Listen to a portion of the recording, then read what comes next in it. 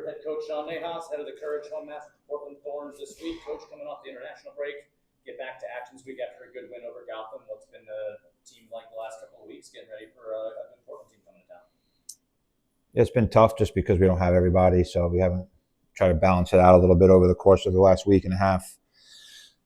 Just layer things in that we might, try and do, but it's always tough when you don't have your full group. And then some players got back last night, so we've given them some rest. We're not sure who's going to be available.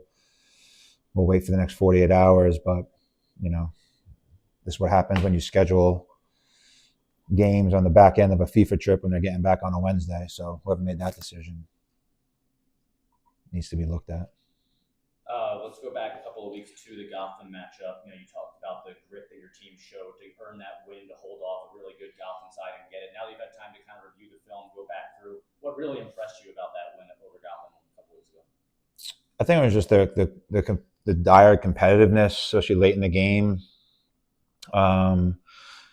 Especially against a good Gotham side. I think they made it difficult for us. I mean, the game was sort of 50-50 split in possession, but they just started throwing numbers, and I thought our back line did a great job, and KK did a great job of blocking shots and just competing. And I think that's something you saw Utah do against us the previous week. So, to see us do that is a lot of growth. I don't like being under that much pressure late in the game. I think we could have done a better job of withstanding it and holding the ball a little bit more. But you have to win games like that. So that's always a good thing to see, just the fight and competitiveness character. I know you always talk about defense starting high up the field and with that front line, but 4 of the top 10 in the league in possessions won in the final third are members of your squad, including 3 of your defenders. So having your team show that they can win those 1v1 battles in important moments and win possession in that defensive third, what does that say about your team and the tenacity they've shown so far? Yeah, I mean, just it's all based on our in possession shape and spaces we take up. We don't want to be expansive. We don't want to be deep. We want to be higher and pin teams back so that the transition spaces are closed off a little bit. So I think it's just the way we play. It allows for us to get players positioned higher up the field, hold certain spots, recognize the transition areas, the what-if moments, the dangerous spaces, all that. And then we have to make sure they're filled. So it's really not us. It's more about the credit to the players and taking it on board and recognizing things. And, if there's one thing that we're going to be consistent in, it's going to be the ability of our back line to sustain those moments.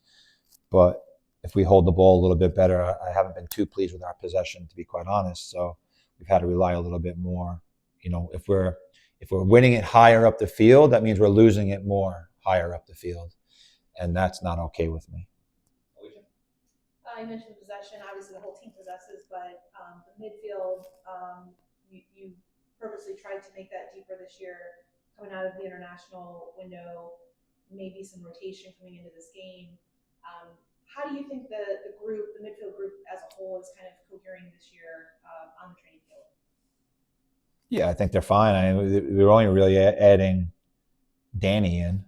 Everyone else has been with us. Riley was with us. I mean, though Riley didn't train with us a lot last year, but she's trained with us in the past, so she understands it. She's just a good footballer. I think the biggest adjustments had to been for Danny. Just because she has so much experience in different teams, that we're trying to break it down and build it back up again. So that's hard to do with a player that's at a veteran status. But she's been good with it, and I think the midfield's been fine. And it's just we're trying to layer in different things that we can do to help us be successful in those areas. And, in order to do that, we have to be more steady. I think Sully's been absolutely brilliant. I think this is one of her better seasons so far, to be quite honest. I think it's a credit to her and the work she's put in off the field and the changes she's made to so many different pieces of her game, lifestyle, all that stuff, just because of what she's learned. I would like to see, I'll be honest, I think others need to be a little bit sharper. I'd like to see Rumi get back into a rhythm. I'd like to see Manaka get back into a rhythm. Ash is still figuring it out. She has a tendency of getting high sometimes and not being in the pockets and drifting, which is we give her freedom to do. But there has to be a balance with that. But, she's been unbelievable. So you have to give her, she understands the game. You have to let her be her. But I think overall, it's been fine. I think the biggest disconnect has been from line to line to line and making sure that we're not relying so heavily on our midfield, but we can go into the midfield to play to another spot, and now that gets us into it. But you have to remember, it took us 7 games last year to get into a rhythm. So I'm not worried. You come to me in 7 games from now, we're in the same spot, then maybe we have to look at some things. I wanted to ask you about rookies and the trial signings this year and kind of how they're settling in. If I remember correctly, I don't think any of them have played in any games yet, but how are they coming along so far? Slowly. I think every draftee is different, right? So every draft class, some players you're investing on long term, and some players you're like, they're ready now. I think we're more on the long term, phase right now, but they're still adjusting, and they're still, like, one of them is not even here. She's still in school, which is not easy. So she's well behind, when she gets in. I think Landy's adjusting well. Great kid, works hard.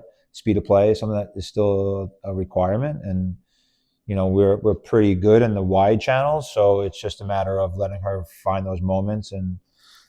But we're just like with Riley, we're not going to rush in just to play a player just because we have them on our roster. It has to make sense, because we see the everyday process and seeing the frustrations they go through and the ups and downs. And when they're ready, they'll get their time. But everyone's been great in training. Jenna's done well; she's settled in, and Maya McCutcheon's done well and helping us out. G. DeMarco has been a trialist, has helped us out. Dory Halfin has been good. Everyone's done their part. Problem is now is we start to get into the heavy part of our season. How can they withstand it? Whereas last year these players were players that were in the league for years. The Frankies, the Brits, and all them. And when you lose that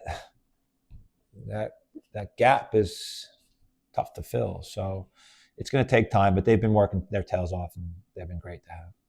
On a related note, we'll see when it happens, but it seems likely that Marissa Bova is probably going to get some playing time at some point this season. Since I haven't really asked about her as I've been covering the team. How is she doing this year? How is she kind of coming along as far as getting the goalkeeper group prepared and then getting ready to play whenever her name is called? Yeah, Mo's a fantastic teammate. Unbelievable kid, and works her tail off. She loves being here, and her and Case have a good relationship. Mo was behind Kate last year, so Kate was sort of that bridge. With Kate gone now, Mo jumps up, and I think the one thing about goalkeepers is they know coming in every day who's the number one.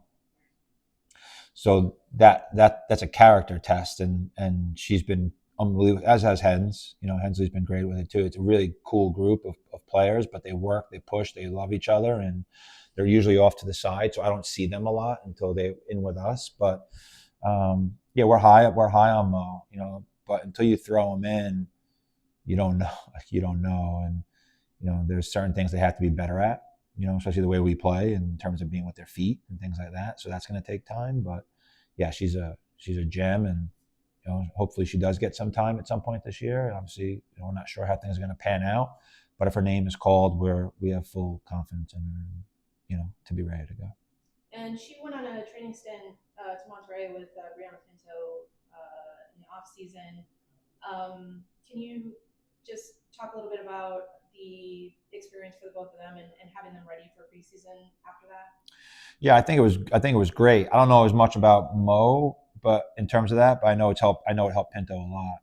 I think Pinto has been like sharp, this year, and she's taken everything we talked to her about at the end of the year. I know last year was a tough year for her in many ways, and it's not easy at this level, but like I said, I've known Pinto for a while. There was no doubt in my mind she was going to respond, and she's done well. But what it does is it allows. This is the thing, like, we have areas of players that we can have depth. You don't have to play every player all the time. That's not easy for them to hear, but that's just part of being on a team, and it's interesting because, like, I watched the women's final and I watched the men's final, and both coaches basically said, Good teams have players who care about themselves. Great teams have players who are unselfish and care about the team.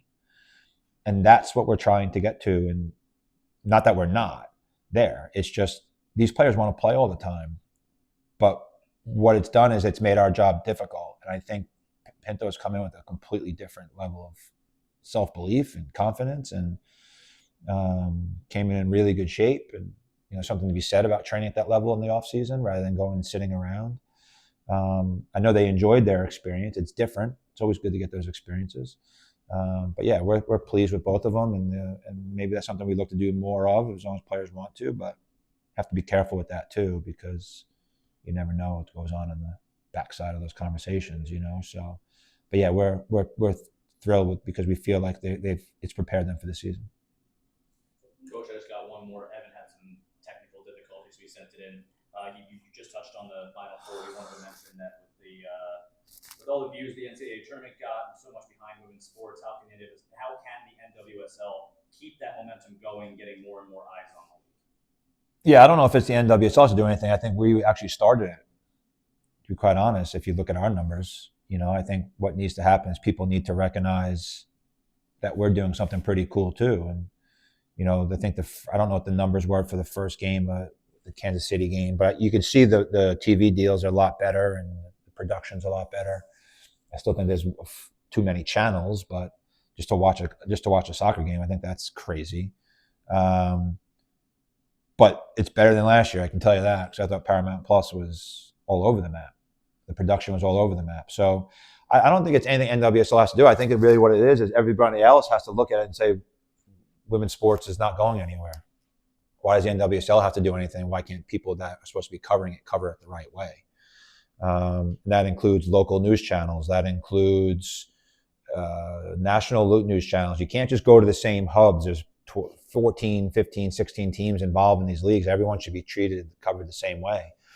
Obviously, bigger markets are bigger markets. I get it. But yeah, I don't like putting the blame on the NWSL. We've done our job. We've grown. We've come out of a lot of crap, and attendances are up, for the most part. And I think at the end of the day, people have to realize that it's a pretty cool product, and the best players in the world play here. And I don't know why we'd have to rely on a 2-week tournament for people to be like, oh, what do we have to do? Why? There's other sports that go 10 months. Come to me in the beginning of the the women's college basketball season. If those numbers are the same for every game, we can talk. But are they going to go to each of those colleges and say, what do they need to do? No, it's the responsibility of the TVs, responsibility of media, responsibility of local news stations to get their tails in front of these people, in front of these stadiums, in front of these fans, in front of these players, and help market the league. It's not the NWSL's responsibility. It's my personal opinion. I appreciate that, PR guy. Yeah. Thanks, Sean. Anything else? Great. All right. Cheers. Thanks, guys.